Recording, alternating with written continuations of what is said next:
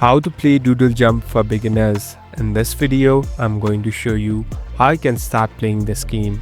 First of all, open the application. So now we are inside the game. Here on the top, you can see this play button. Simply hit on this play button. So the game has started.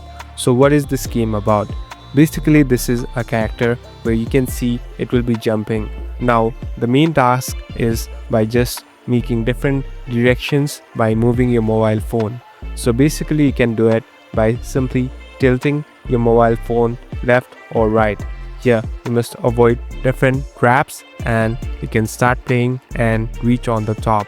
So basically this is simply tilting and making the character go up. Thank you for watching this video.